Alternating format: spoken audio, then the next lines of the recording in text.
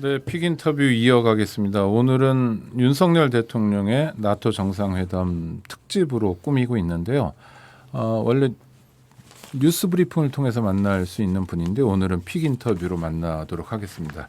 전 한겨레 기자셨던 한승동 기자 나와 계십니다. 어서 오십시오. 네, 안녕하세요.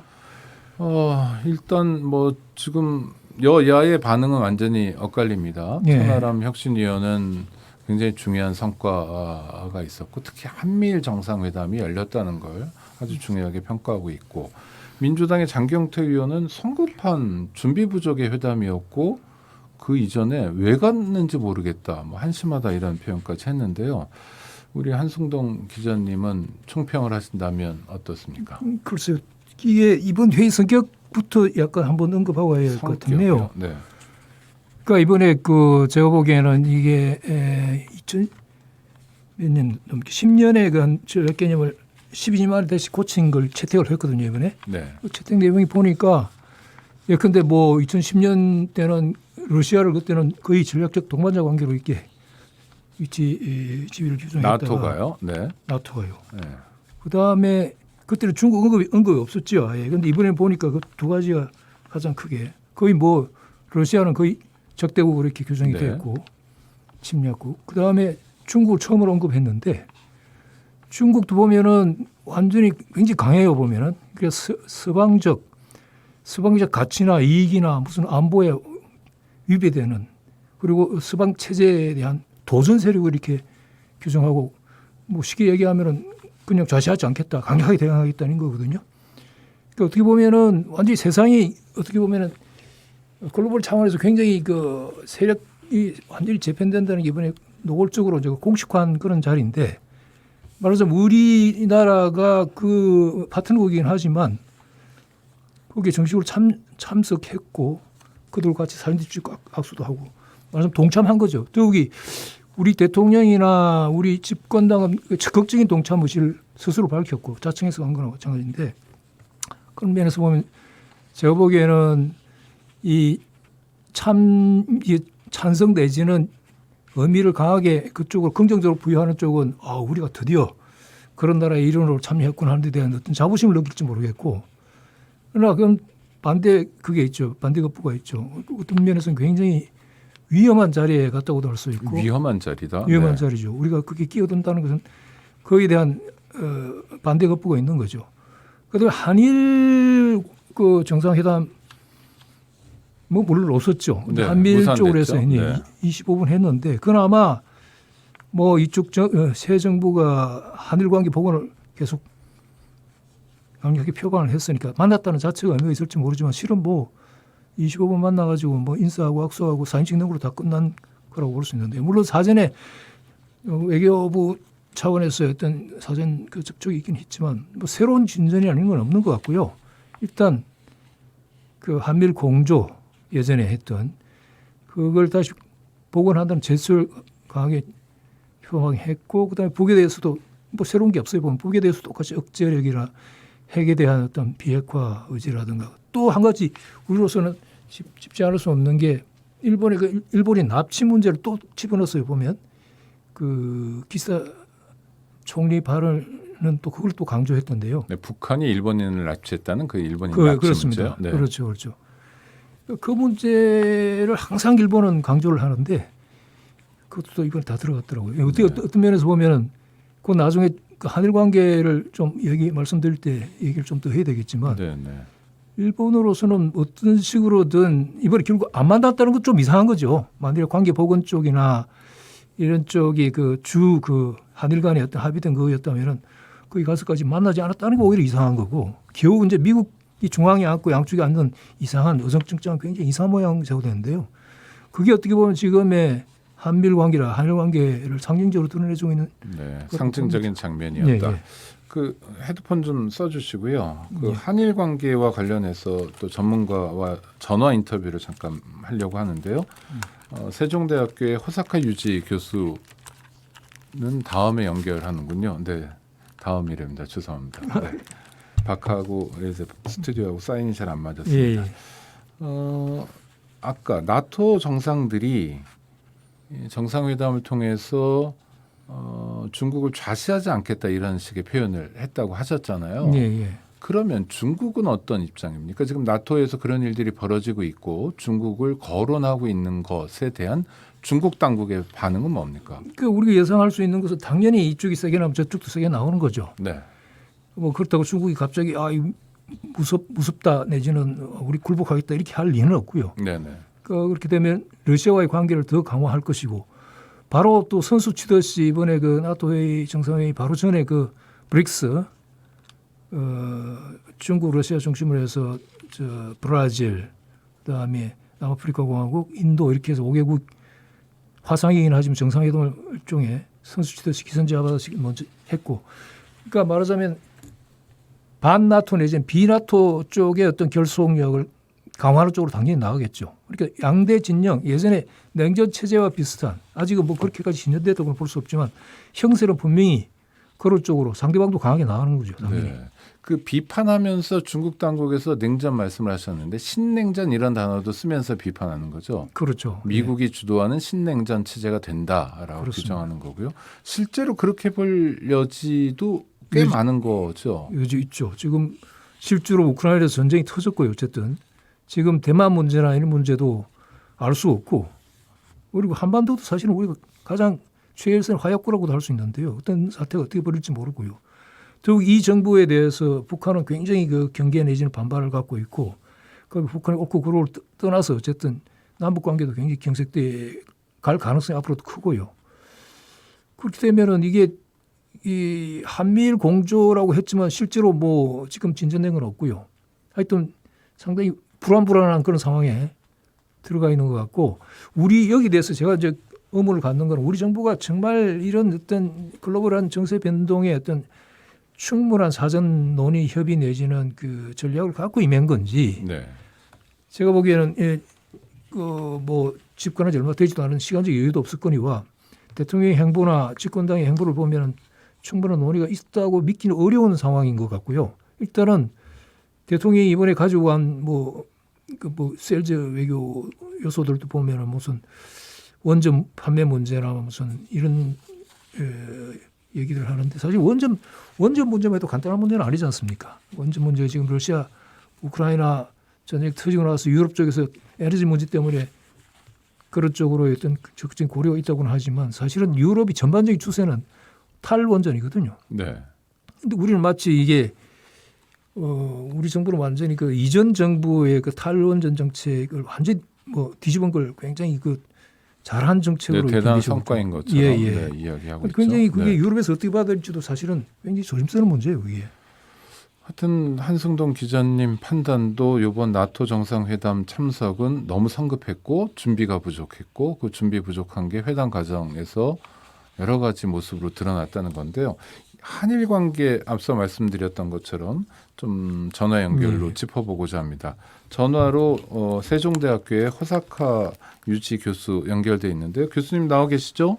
예, 안녕하십니까? 네, 안녕하세요.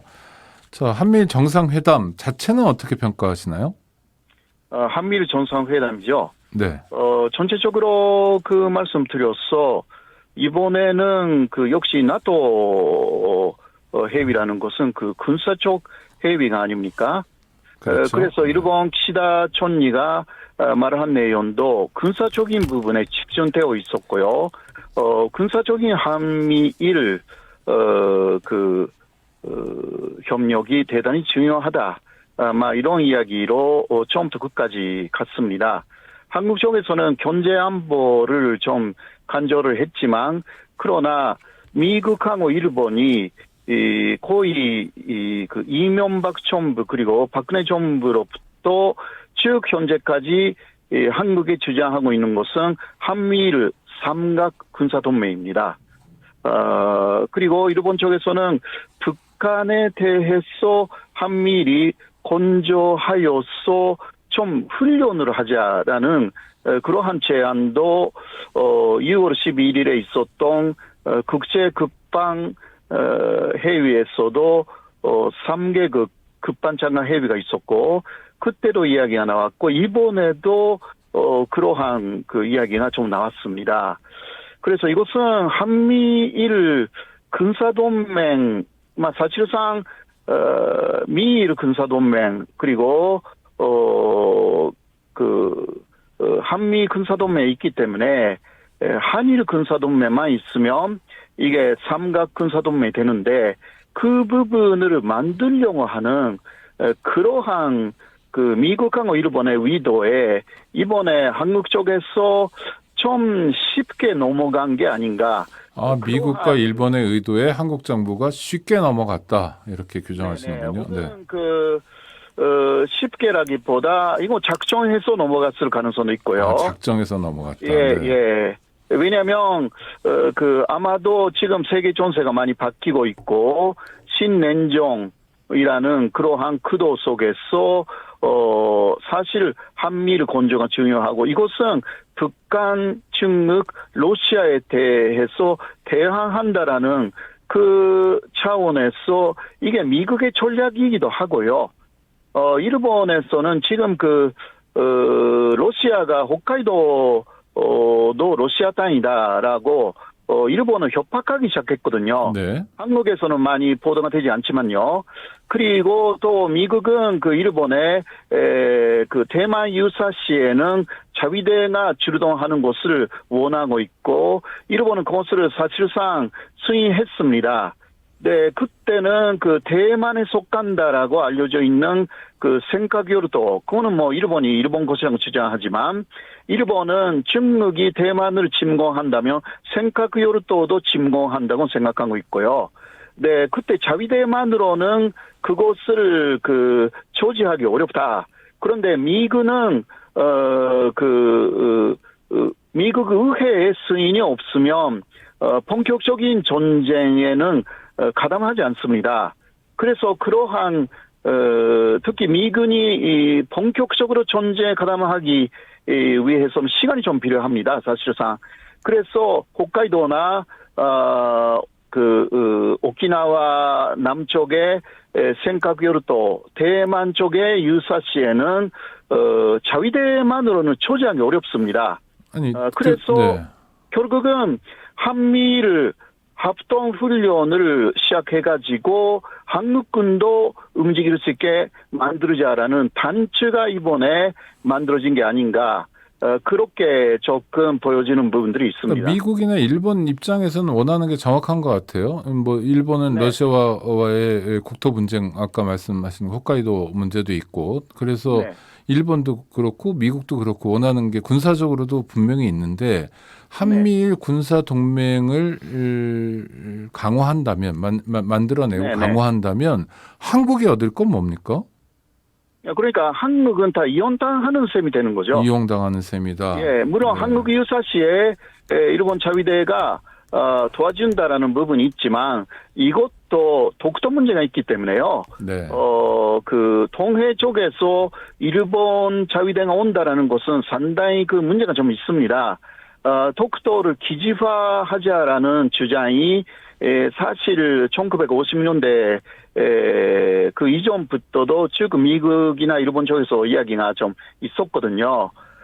그래서 그런 면에서 독도를 가져갈 우려도 좀 있습니다. 네. 그래서 한미일 동맹, 군사동맹이라는 것은 연도 문제가 있는 한 사실 군사동맹이라는 것은 기본적으로 어려운 것이거든요. 세계 산식입니다. 네. 그래서 이런 부분을 좀 더 깊이 심사숙고해야 된다. 현재까지 한국의 어떤 정권도 일본하고의 군사 협력에는 부정적이었습니다. 네. 보수 정권도 마찬가지입니다. 현재까지요. 알겠습니다. 예. 지금까지 호사카 유지 세종대 교수와 전화 인터뷰였습니다. 교수님 감사합니다. 네, 감사합니다. 네, 청취자 여러분 지금 들으신 바와 같고요. 우리 한승동 기자님은 저 헤드폰 상황 때문에 못 들으신 것 같은데 한국이 일본과 미국에 이용당하는 거다. 그리고 군사 동맹으로 가면 안 된다. 심사숙고해야 된다. 역대 보수 정권도 이러진 않았는데 윤석열 정권의 움직임이 좀 이례적이다, 희한하다 이런 네, 저도 말씀인데요. 전적으로 동의합니다. 전적으로 동의하시네요. 네. 네. 특히 할 문제에서는 지금 단기적으로도 장기적으로 다 지금 한국이 굉장히 좋지 않은 상황으로 결정을 내린 것 같은데요. 우리 정부 스스로가. 네. 그러니까 이번에 이한 가지만 들어도 지금 일본이 자꾸 그 정령군 문제나 강제징용 그 피해자들 보상 문제, 배상 문제를 가지고 한국이 해법을 들고 오라고 계속 주장하고 이번에 마드리드에서도 기시다 총리가 한국 대통령을 쉽게 만나지 않은 이유가 그거거든요. 뭐냐면 네. 7월달에 참여선 건데 일본에는 지금 어떻게 돼 있느냐 하면은 한국이 명백히 불법적이고 국제법을 위반했기 때문에 해법을 한국이 가져와야 된다 하고 무조건 전혀 사실이 아닌데 아니죠. 대중적 여론을 그렇게 돼 있습니다. 일본 언론이 이렇게 만들어낸 거죠. 만들어낸 네. 거죠. 그게 이제 참여 선거의 자민당의 하나의 주요한 전략입니다. 네. 그러니까 그쪽에 제일 좋은 방법은 뭐냐? 우리 윤 대통령이 가서 우리 해법 들고 왔다. 그러니까 일본에 대해서 그동안에 우리가 여러 가지로 미안했고 막 그다음에 이게 전향제로 풀어나가자 하는 걸 들고 오기를 바랬겠죠. 그게 뭐냐면 이번 가을에 그 미쓰비시 중공업하고 전범 기업들이 지금 배상을 해야 돼요. 우리 한국 대법원에 의해서 배상하라고 명령이 네. 내려져 있어요. 최종 확정이. 근데 안 하기 때문에 문제가 된 거거든요. 근데 안 하니까 그걸 그 재산을 말하자면 압류를 했어요. 강제 집행을 하게 돼 있어요. 지금. 강제 집행을 하게 돼 있으니까 일본 정부 거기 개입해가지고 그렇게 할 경우에 한일 관계는 완전히 돌아올 수 없는 길 간다 해놓고는 그거 말하자 한국 대법원이 내린 결정을 번복하라고 지금 요구하고 있는 거거든요. 그렇죠. 근데 뭐 한국 정부가 어떻게 대법원 결정을 번복합니까? 말도 근데 안 되는. 그 완전 항복이죠. 그건 한국이 네. 완전히 아니, 항복해라. 항복이기도 하고 구조적으로 불가능하잖아요. 행정부가 그러니까요. 어떻게 법원의 결정을 근데 일본이 번복합니까? 그걸 계속 요구하고 있어요. 지금도. 네. 아니 지금 시간이 다 돼서 짧게 하나만 여쭤보면 저 호사카 유지 교수 말씀에 따르면 일본과 미국은 50년대 이전부터 독도를 군사기지화 하려는 생각이 있다. 그러니까 우리는 일본과 영토 문제가 있기 때문에 절대로 동맹으로 나갈 수가 없다. 없죠. 한국은. 없죠. 네. 저기 일본은 그 식민 지배 문제나 이런 데서 전혀 뭐 반성이나 그 배상도 제대로 하지 않았잖아요. 독도 문제도 사실은 미국과 일본이 만든 문제이거든요. 그게. 네. 독도뿐만 아니라 사실 대마도도 다 반환하게 돼 있었어요. 원래. 네. 일본이 그거는 근대 이후로 청일전쟁 이후로 다 뺏어간 걸로 규정돼 있었기 때문에 갑자기 저는 뭐 국수주의자 아닙니다만은 대마도도 반환하기로 돼 있었다는 말씀을 들으니까 갑자기 귀가 번쩍 뜨이는데 그런데 있어요. 러시아나 그렇죠. 이런 데도 여러 가지 국토 문제가 있는데 영토 문제가 있는데 네. 참 무리하게 가진 않았으면 좋겠고 두 분 말씀이 호사카 유지 교수 말씀 또 한승동 기자 말씀이다. 심사숙고해야 된다는 건데 정부에서 귀담아 들었으면 합니다. 한승동 전 한겨레 기자와의 인터뷰였습니다. 감사합니다. 예, 수고하셨습니다.